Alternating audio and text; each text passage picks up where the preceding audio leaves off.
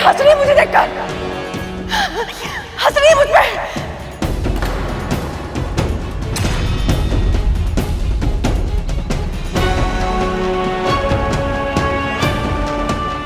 माँ, ये हंस नहीं रही, ये रो रही है माँ। हाँ माँ, ये रो रही है। हंस रही है, मैं बोल रही हूँ कि वो हंस रही है।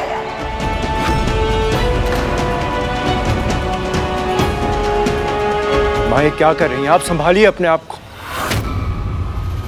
संभालिए स्वयं को माँ, सचेत हो जाइए।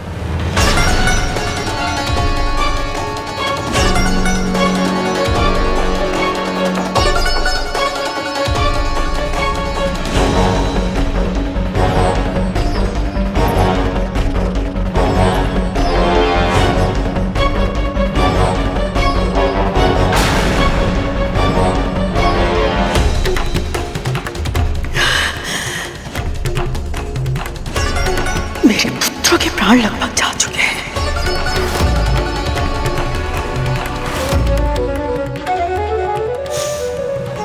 तेरा पुत्र कहाँ है? मैंने उसे सूर्य पुष्प लाने भेजा था ना। कहाँ है गरुड़?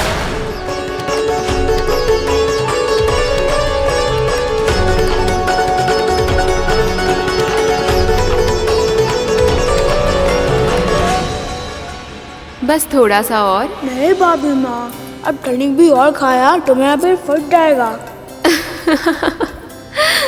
अच्छा, बस अब और नहीं खिलाऊंगी। पर मैं क्या करूं?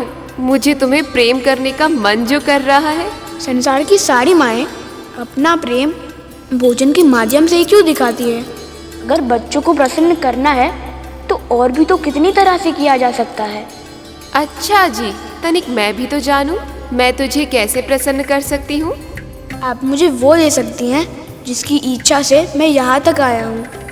अच्छा जी, इस छोटे से बालक की क्या इच्छा है? सूर्य पुष्प। सूर्य पुष्प? वो तुझे क्यों चाहिए भला? असल में मुझे अपने लिए नहीं चाहिए, महारानी कद्रू के लिए चाहिए। महारानी कद्रू? वो तेरी विमाता है ना, तो फिर उन्हें ऐसे क्यों संबोधित कर रहा है? बड़ी माँ। बड़ी माँ नहीं, महारानी। क्योंकि उन्हें मेरा माँ कहना अच्छा नहीं लगता। कैसी विचित्र स्त्री है वो। तुझ जैसे प्यारे बालक के मुंह से माँ सुनना कि सभागन को अच्छा नहीं लगेगा। भाभी माँ, अब उनके बारे में ऐसे कठोर वचन मत कहिए ना। वो मुझे अपना पुत्र नहीं मानती तो क्या हुआ, पर मेरे लिए तो वो विमाता है ना। और किसी भी अपनी माँ के लिए मुझे ऐसे कठोर वचन बहुत बुरे लगते हैं। कितने अच्छे संस्कार दिए हैं तुझे तेरी माँ ने। आजकल तो लोग एक दूसरे की निंदा और बुराई करना चाहते हैं, पर तुझे कठोर वचन कहना तो दूर, सुनना भी पसंद नहीं है। संभव है कि सूर्य पुष्प पाकर बड़ी माँ को मुझ पर विश्वास हो जाए और वो मेरी माँ को दास्ता से मुक्त करने की मेरी विनती स्वीकार कर ले। मेरे पुत्रों के प्राण लेकर क्या लगता है तेरा पुत्र जीवित बचेगा?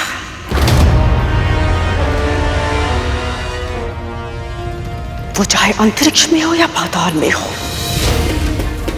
अपने पुत्रों की चिताओं पर काट रखने से पहले तेरे पुत्र को जीवित जलाऊंगी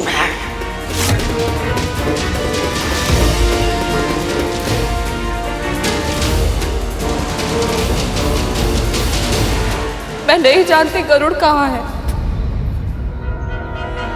पर इतना अवश्य जानती हूँ कि ये सब उसने नहीं किया है।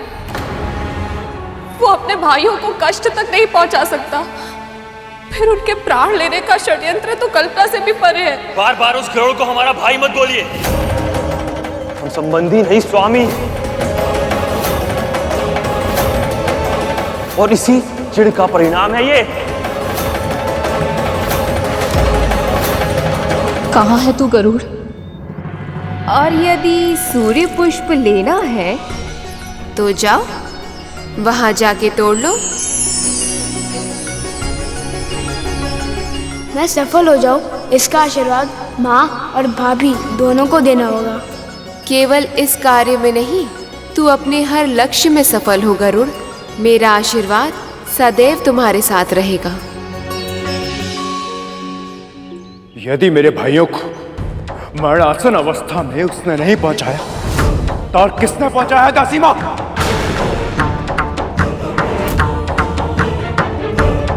गरुड़ में अकेले पूरी असुर सेना को पराजित करने का समर्थ है, तो उसके होते हुए उसके स्वामियों पर आघात कौन कर सकता? प्रश्न सीधा है दासीमा, हमारे भाई गरुड़ के साथ अंतरिक्ष यात्रा पे गए, तो फिर वो गिरे कैसे?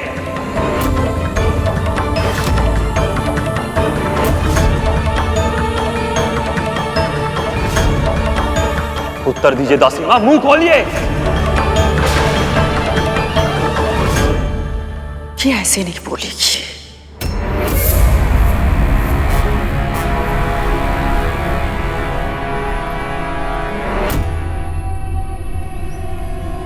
न जाने सर्पों की ये दशा कैसे हुई है। कहीं मेरे पुत्र पर भी कोई संकट ना आया हो, पर वो है कहाँ?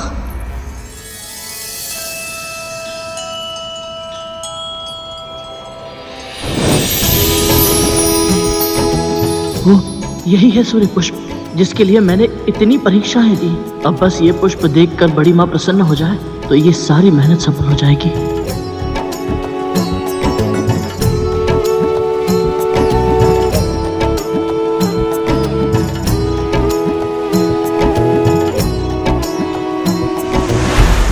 अरे ये पुष्प कहाँ लुप्त हो गया? इसे लेना इतना सरल नहीं है।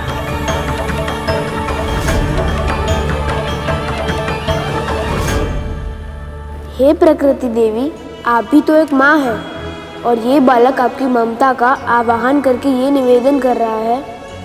ये फूल उसे अपने लिए नहीं, एक माँ के लिए चाहिए।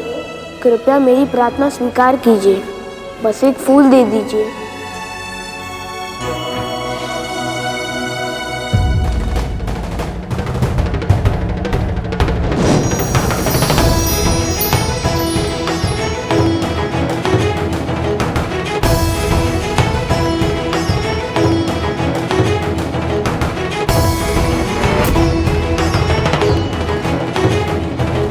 ये कैसी माया है?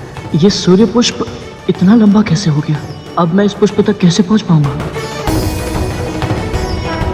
इस फूल को लेना किसी बालक के लिए संभव नहीं है गरुड़।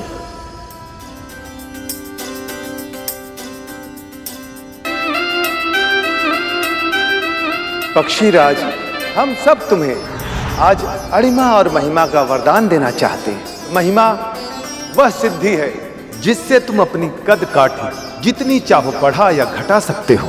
माता, एक बालक के लिए अवश्य ही संभव नहीं, किंतु वाल के ऋषियों के आशीर्वाद से मैं अपने कद को बढ़ा भी सकता हूँ, घटा भी सकता हूँ और ये सूर्य पुष्प प्राप्त भी कर सकता हूँ।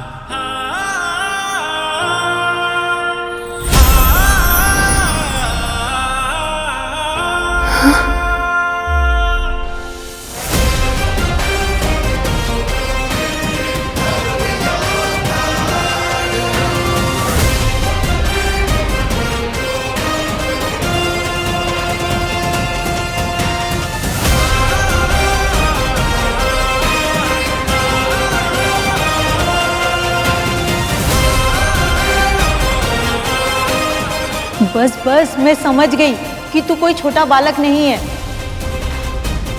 पर मैं तुझे उसी रूप में देखना चाहती हूँ जिस रूप में मैंने तुझे पहली बार देखा था, नन्हे से प्यारे से बालक के रूप में।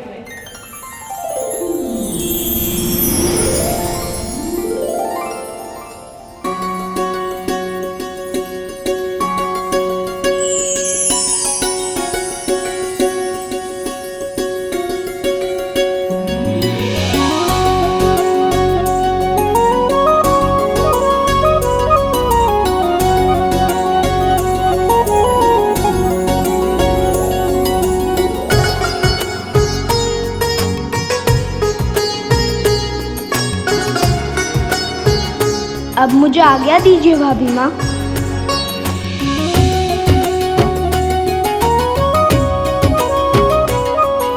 इतनी आसानी से सूर्य पुष्प लेकर तुम नहीं जा सकते हो गरुड़। अभी एक और परीक्षा देना बाकी है। अभी तो यहाँ कोई द्वार नहीं था, अचानक इतने सारे द्वार कैसे आ गए?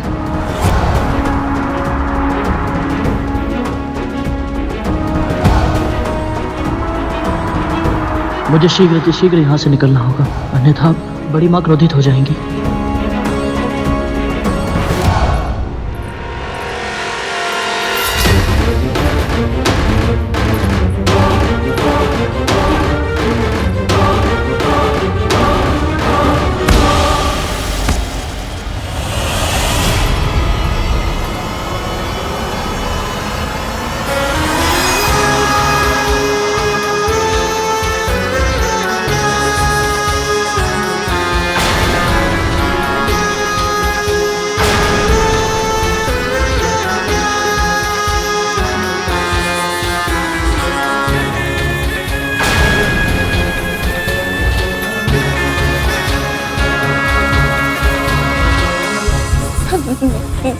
दीदी, मैंने और मेरे पुत्र ने कोई षड्यंत्र नहीं किया।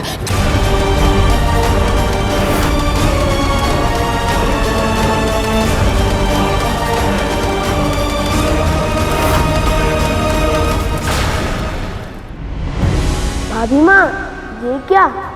क्या हुआ? एक के स्थान पर 7 द्वार देखकर चौंक गया? सूर्य लोक का यही नियम है गरुड़।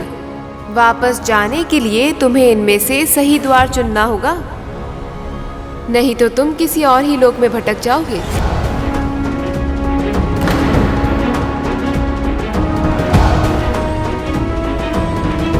मुझे सही द्वार का पता कैसे चलेगा? देह की सीमा होती है गरुड़, पर मन की कोई सीमा नहीं होती। देह की गति से कहीं तीव्र भागता है हमारा मन। देह की आंखों से भी कहीं अधिक देख पाती हैं हमारे मन की आंखें। इसलिए जब कभी तुझे लगे कि तू अपना मार्ग भूल गया है या अपने पथ से भटक गया है, तो अपनी आंखें बंद करके अपने मन में झांकना। तेरा मन तुझे अवश्य ही सही मार्ग दिखाएगा।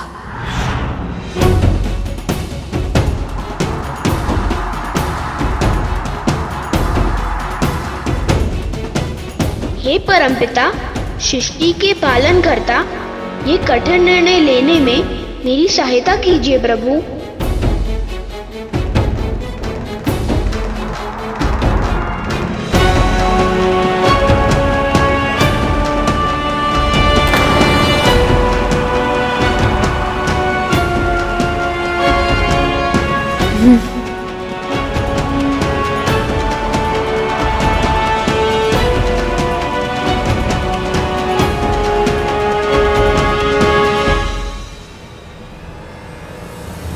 हे प्रभु, मैंने सही द्वार का चुनाव तो किया है ना?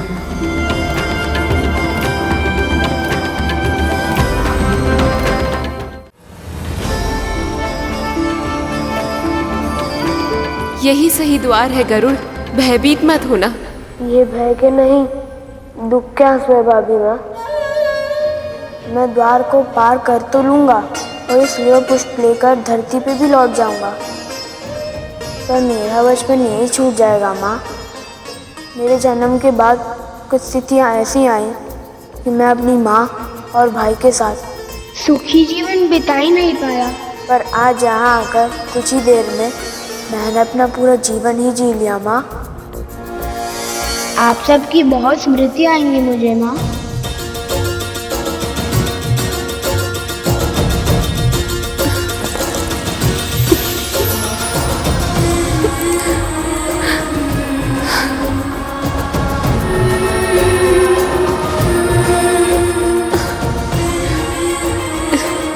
मैं भी तुझे बहुत स्मरण करूंगी गरुड़।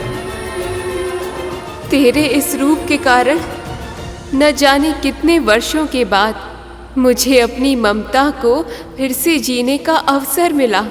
हर माँ चाहती है कि उसकी संतान बड़ी हो और जीवन का दायित्व संभाले, पर उसके मन का एक कोना सदैव उन्हें अपने आंचल में समेटे रखना चाहता है।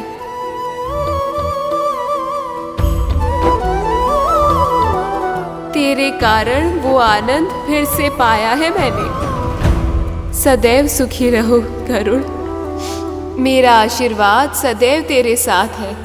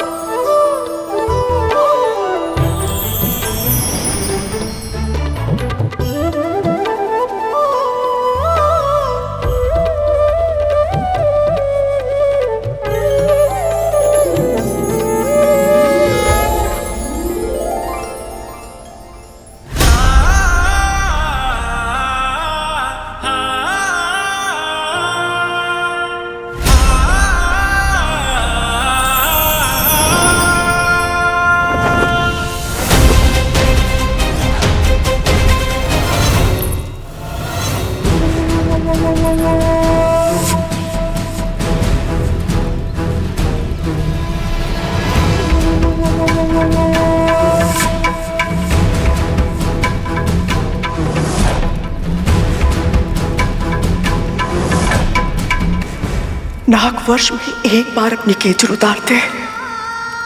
ये प्रक्रिया उन्हें बहुत कष्ट देती और ये मैं जानती हूँ केवल।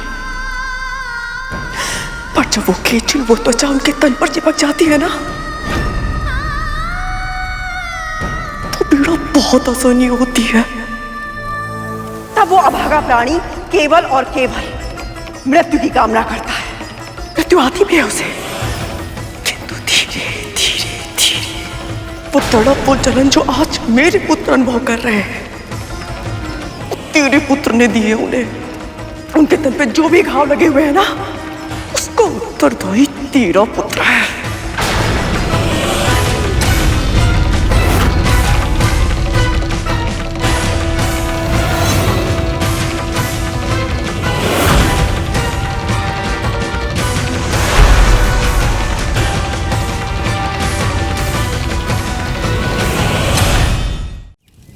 जो बोलूंगी मैं, जितने घाव मेरे पुत्रों के तन पे लगे हैं, उतने ही घाव तेरे तन पर होंगे।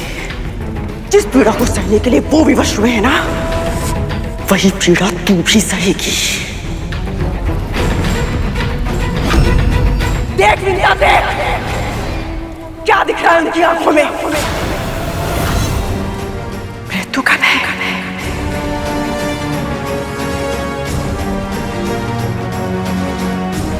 वही भय मैं तेरी आंखों में देखना चाहती हूँ। इस महल से जो आज मांस की दुर्गंध आ रही है ना, वही आज तेरे तन से आएगी। जितना मेरे पुत्र तड़पे हैं, उतना ही तू तड़पेगी आज।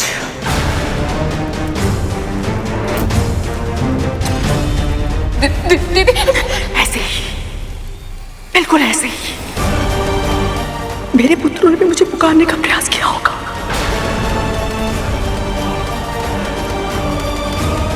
किंतु उनके मुख से तो स्वर भी नहीं निकला होगा। तेरे मुख से स्वर निकलेगा। तू पुकारेगी, तू चिल्लाएगी,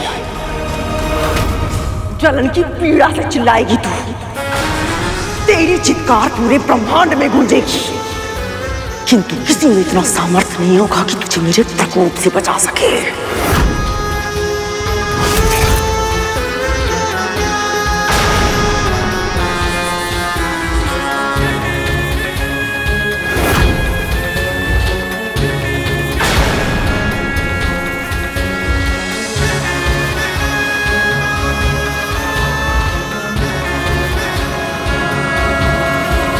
रुक जाइए बड़ी माँ।